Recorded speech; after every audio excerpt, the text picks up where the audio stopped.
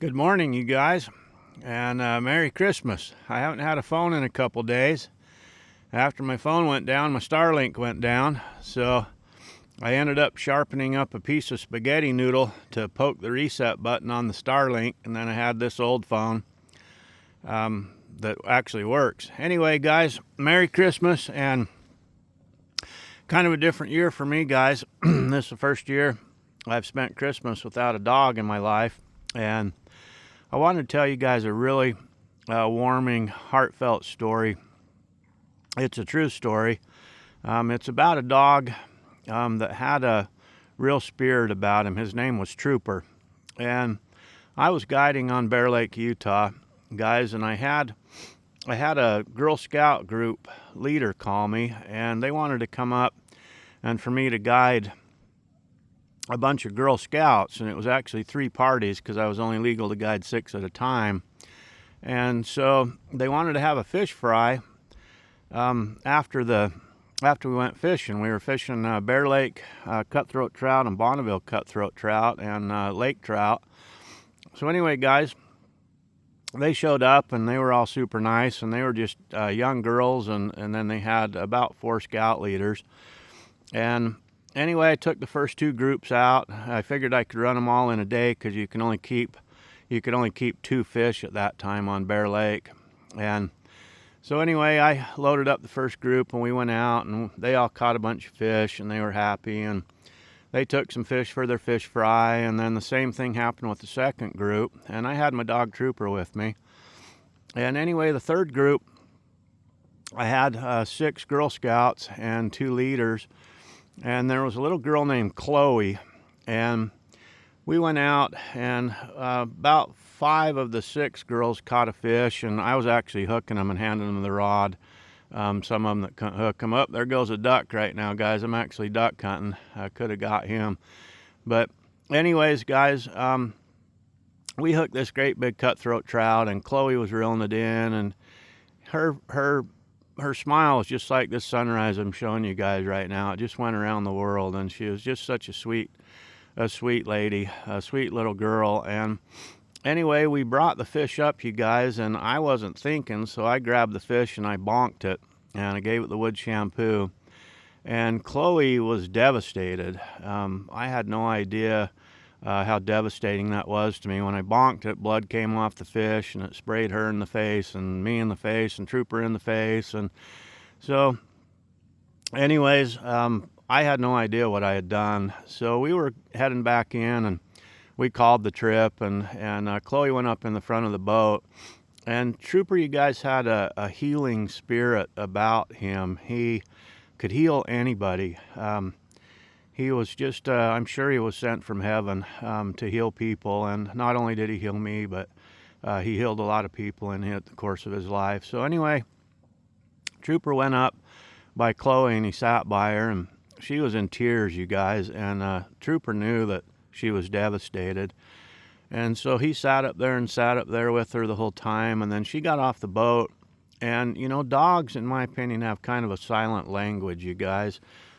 They speak in languages that I think our hearts and souls only understand. So anyway, we dropped him off. Me and Trooper, we got back in the boat, and Trooper came up to me, and sure enough, he was speaking that silent language, and it really hit me hard. And what Trooper was saying was, Jim, we just devastated that little girl. We got to do something about this because this just isn't right. It's going to impact her for the rest of her life. So Trooper was right, you guys. And so anyway, I come up with this thought that we've got to solve this problem. Check out that sunrise, you guys. I'm down here hunting ducks for Christmas Day. So anyway, we decided to go talk to the scout leaders, and we decided to kind of fib to the scout leaders a little bit. They knew I was fibbing, but we says, Trooper would really like Chloe to go for a boat ride, and we'd really like to go out and just take Chloe and the 2 scout leaders for a boat ride and see if we can catch one more fish. And so anyway, they agreed. They knew what I was doing. They knew Chloe was pretty devastated. So anyway, we all jumped in the boat, and they went up Chloe and says, Chloe, Trooper wants you to go on a boat ride with him. And she got a little kind of faint smile, and she loved Trooper, and Trooper loved her, even though they hardly even knew each other.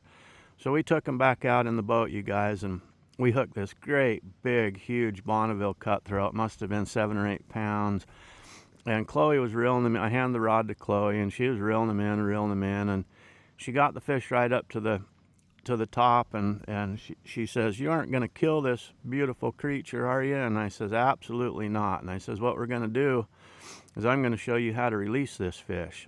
So we got the fish up, and I didn't even net it. I leaned over. She wanted to touch the fish, so I let her touch the fish, and I took the hook out of the fish, and then I just picked it up enough to get Chloe's hands on it, and it says, okay, let him go to live the rest of his life free. And that little girl let that fish go, guys, and I about had a tear in my eye, kind of almost like I do now. And she had so much fun, and she turned, instead of thanking me, she says, thank you, Trooper.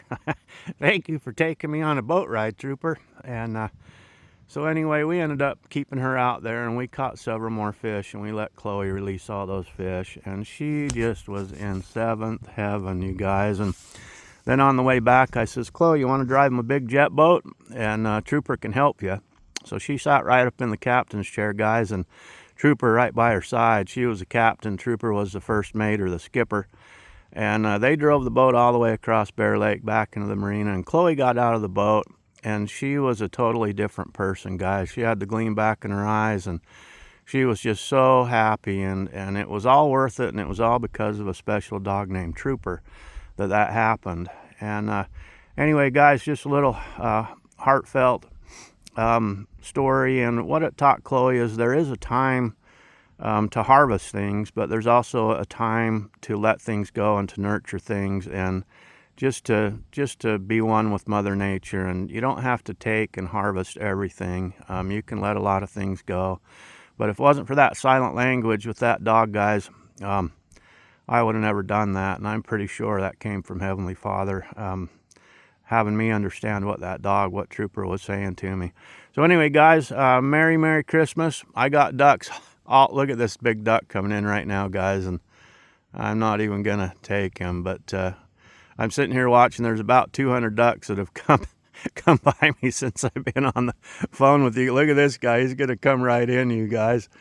But anyway, I wanted to enjoy this sunrise on Christmas Day with you guys, tell you a story about one of my dogs. I was sitting out here thinking about him and what he meant to me. And that story's in one of my books, guys. That story's in True Friends Are Heaven Sent. And anyways, it's a wonderful story and true story. If your faith says Heavenly Father tells you to do something, even through something else like an animal, I believe that it's true. Anyway, Merry Christmas, Happy New Year, and you guys have a super nice Christmas. Okay, you guys, we'll see you. Okay, bye.